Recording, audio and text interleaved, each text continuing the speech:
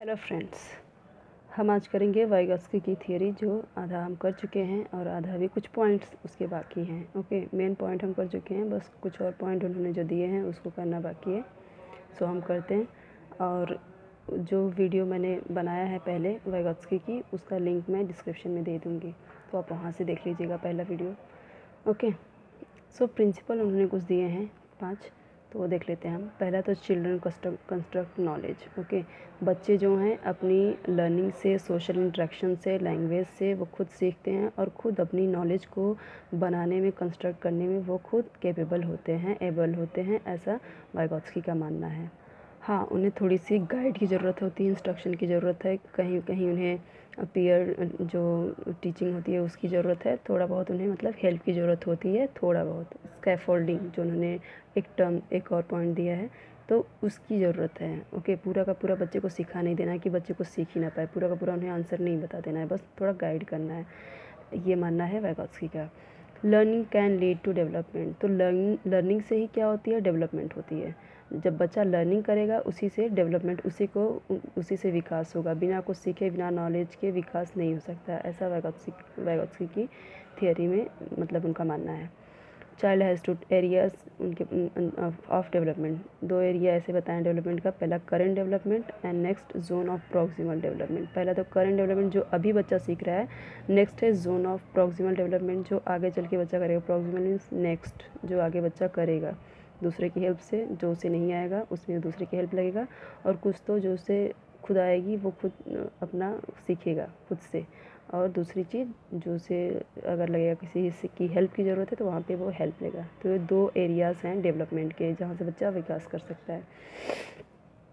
Development can not be separated from social context, तो वाइगॉत्स्की का ये मानना है कि जो डेवलपमेंट है, जो बच्चे का विकास है, वो सोशल कॉन्टेक्स्ट से अलग नहीं है। बच्चा सोसाइटी से ही सीखता है, सोसाइटी के कल्चर से, वहाँ की रीति रिवाज, वहाँ की उसकी लैंग्वेज, ये सारी चीज़ें सोशल कॉन्टेक्स्ट में आती हैं और ये विकास से अलग नहीं है। विकास इससे ही जुड़ा हुआ है, सोशल कॉन्टेक्स्ट से ही जुड़ा हुआ है।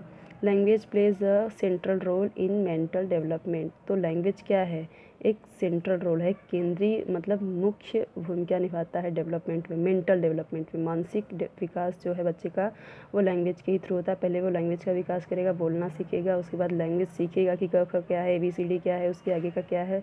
धीरे धीरे वो लैंग्वेज को सीखेगा तो जाके बच्चा आगे आगे अपनी एजुकेशन, अपना नॉलेज बढ़ा सकेगा। ओके, सो ये कुछ प्रिंसिपल्स थे। अब कुछ उन्होंने पॉइंट तो जो दिए हैं, कुछ 5-6, वो हम देख लेते हैं। तो पहला उनका पॉइंट है रेसिप्रोकल टीचिंग, गाइडेड इंस्ट्रक्शन, और एक है पीयर ट्यूटरिंग। ओके, और इधर कोलैबोरेटिव एक्टिविटीज़, फिर कोऑर्डिनेशन या कोऑपरेटिव, ये सारी चीज़ें हम अभी पढ़ेंगे। ओके, तो यहाँ पे हम पहले देख लेते हैं रेसिप्रोकल टीचिंग क्या है। तो रेसिप्रोकल टीचिंग क्या है, एक इंस्ट्रक्शन है, एक स्ट्रेटजी है पढ़ाने की बच्चों की। तो इसमें क्या होता है कि उनका छोटा छोटा ग्रुप बना दिया जाता है। ओके, तो वहाँ पे टीचर क्या करती है, उन्हें कुछ क्वेश्चंस देती है या कुछ पढ़ने के लिए देती है या कुछ एक्टिविटी देती है।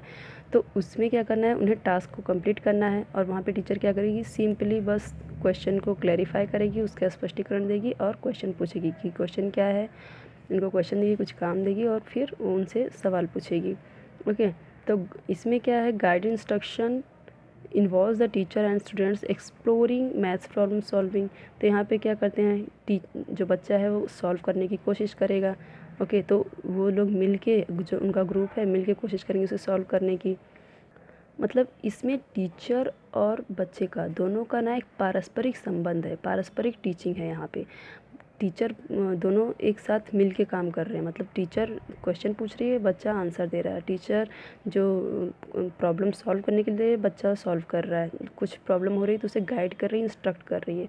तो ये स्ट्रेटजी है एक ओपन डायलॉग और प्रेजेंटेशन की। एक ओपन डायलॉग मतलब बच्चा सामने कितना बोल पाता है, कितना सवाल का जवाब दे पाता है, ओके, बिना किसी हिचकिचाहट के वो बोल पाता है कि नहीं बोल पाता है, कितना कर पाता है, वो सारी चीज़ें होती हैं जो रेसिप्रोकल टीचिंग में आती हैं, जो दोनों एक पारस्परिक मतलब टीचिंग होती है, दोनों मिल के काम करते हैं यहाँ पे। ऐसा नहीं है कि सिर्फ दे दिया बच्चे को करने के लिए, बच्चा करके लाया, साइन कर दिया, सही गलत बस कर दिया, वैसा कुछ नहीं यहाँ पे। यहाँ पे दोनों मिल के उस प्रोसेस को आगे बढ़ाते हैं, मीन्स जो रेसिप्रोकल टीचिंग है उसमें आगे बढ़ते हैं, एक एक बच्चा करके, एक एक ग्रुप में। ओके, सेम वही चीज़ गाइडेड इंस्ट्रक्शन का भी है कि बच्चा जहाँ अटक रहा है उसे गाइड किया जाए, उसे इंस्ट्रक्ट किया जाए, बस सिंपल है ये। ओके, अब हम देख लेते हैं कि कोलैबोरेटिव एक्टिविटी क्या है। कोलैब करना मीन्स एक साथ आना, एक ग्रुप में आना। बच्चे एक साथ एक ग्रुप में कुछ एक्टिविटी करते हैं, कुछ टास्क को उन्हें दिया जाता है, कुछ प्रॉब्लम सॉल्व करने के लिए दिया जाता है। तो यहाँ पे क्या होता है, learning and development is a social and collaborative activity that can not be taught to anyone. और इस चीज़ को कोई सिखा नहीं सकता, ये ग्रुप में वो रह के खुद आपस में ही सीख सकते हैं। ओके, आपस में रह के कोई कुछ आंसर देगा, कोई कुछ क्वेश्चन बताएगा, कोई कुछ उसमें मतलब अपना बताएगा डिसीजन। ओके, तो यहाँ पे एक दूसरे मिल के एक दूसरे का आइडियाज़ शेयर करेंगे, वो एक दूसरे की थिंकिंग को समझेंगे, तो एक साथ मिल के कुछ एक्टिविटी करते हैं, कुछ उन्हें काम दिया जाता है, उसे कंप्लीट करते हैं। It is up to the student to construct his or her own understanding in his or her own mind. तो यहाँ पे क्या होता है, यहाँ पे उन्हें कुछ सिखाया नहीं जाता, बल्कि क्या होता है, ग्रुप में रह के वो एक दूसरे की, बच्चों के सारे बच्चे मिल के अपने खुद के जो उनका माइंड है उसे खुद कंस्ट्रक्ट करते हैं। लर्निंग बाय डूइंग, वो खुद करते हैं, खुद सीखते हैं। वो चीज़ है यहाँ पे कोलैबोरेटिव एक्टिविटी में, खुद करेंगे, खुद सीखेंगे, और अपनी अंडरस्टैंडिंग के अकॉर्डिंग ही वो अपने माइंड के अनुसार वो काम करेंगे। अपने दिमाग से वो सोचेंगे और अपने काम को और कंस्ट्रक्ट करेंगे, और अपने दिमाग को और शार्प करेंगे और सोचेंगे और आगे काम करेंगे। यही चीज़ है कोलैबोरेटिव एक्टिविटी में, ग्रुप में एक साथ काम करना और अपने दिमाग से ही इसमें काम करना है। Okay, it is during this process that the teacher acts as a facilitator. इसमें टीचर क्या करेगी, बस एक फैसिलिटेटर की तरह काम करेगी, थोड़ा मोड़ा इधर उधर उनको हेल्प कर देगी, बस थोड़ा सा गाइडेंस दे देगी, क्या करना है क्या नहीं करना है, बस इतना ही, ज़्यादा कुछ नहीं। ओके, तो ये हम पढ़ लिए हैं। इसमें क्या होता है, जोन ऑफ प्रॉक्सिमल डेवलपमेंट हम पढ़ चुके हैं कि बच्चा इसके थ्रू भी सीखता है, और MKO मोर नॉलेजेबल अदर्स के थ्रू। तो इसमें टीचर क्या कर सकती है कि बच्चे को मतलब कि ऐसा अप्रोप्रिएट सिचुएशन, उपयुक्त सिचुएशन, स्थिति मतलब डिज़ाइन करें, ताकि बच्चे के माइंड को डेवलपमेंट किया जाए। तो जब उन्हें बच्चे को कुछ काम दिया जाएगा तो उसमें उन्हें मतलब अप्रोप्रिएट एक उपयुक्त उन्हें सपोर्ट दिया जाएगा, जहाँ पे उनकी लर्निंग अटक रही है, जहाँ पे उन्हें कुछ प्रॉब्लम हो रही है, जहाँ पे वो उन्हें जितनी उनकी एबिलिटी थी उतना वो काम कर चुके, अपनी क्षमता से ज़्यादा काम कर चुके, बट बच्चा अभी अटक रहा है। तो वहाँ पर टीचर को क्या करना है, सपोर्ट करना है, हेल्प देना है। वही सेम चीज़ है कि यहाँ पे एक्टिविटीज़ में बच्चे को इंस्ट्रक्शनल सपोर्ट थोड़ा प्रोवाइड करना है, जिससे बच्चे को मूव करने में, आगे बढ़ने में, उस जोन में वो सक्सेस हो सके। ओके, काम कर सके सक्सेसफुली, वो अपने टास्क को कंप्लीट कर सके। नेक्स्ट है application of knowledge. When providing appropriate situation the teacher must take into consideration that learning should take a place in meaningful context, preferably the context in which the knowledge is to be applied.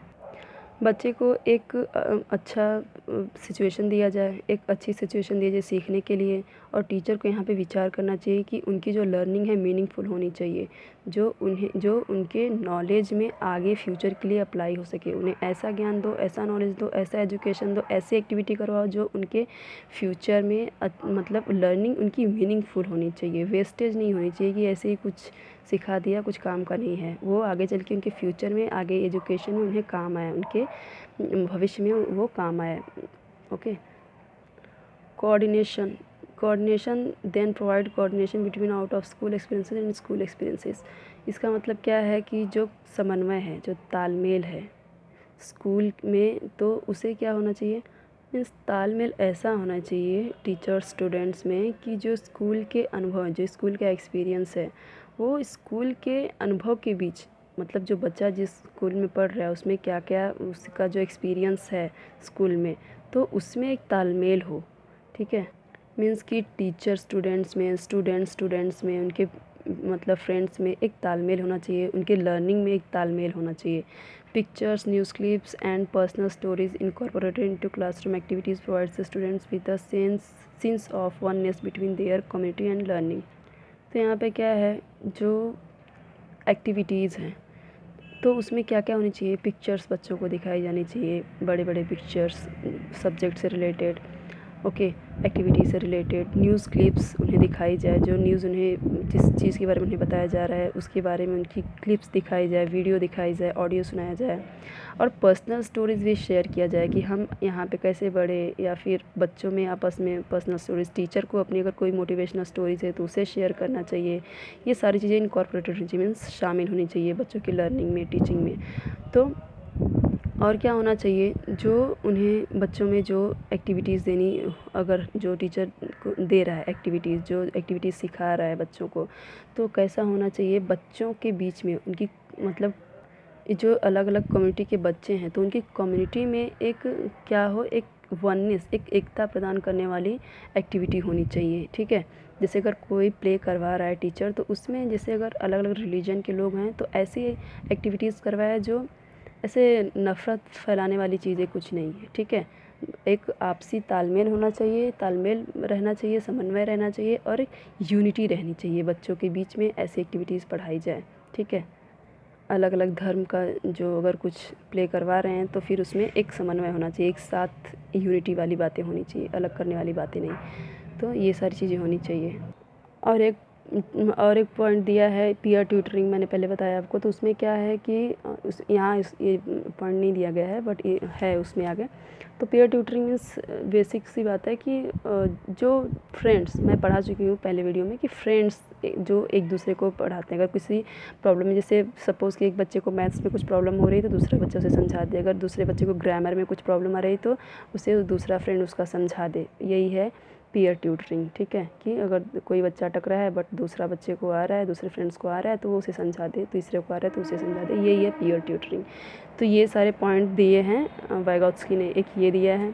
ठीक है, coordination ये हम पढ़ चुके हैं, collaborative ये दिया है उन्होंने, और गाइडेड इंस्ट्रक्शन, रेसिप्रोकल टीचिंग, और कोलैबोरेटिव एक्टिविटी, और ये सारी ये भी हम पढ़ चुके हैं। एप्लीकेशन ऑफ नॉलेज मतलब कि टीचर ऐसा यूज़ कर सकती है इन सारी चीज़ों को, ये उनका पॉइंट नहीं है बट टीचर के लिए है ये। ओके, सो ये पॉइंट, ये हमारा ये भी वीडियो ख़त्म होता है। इसके आगे हम देखेंगे इसका educational implications, classroom implications. Okay, क्या क्या होनी चाहिए स्कूल में।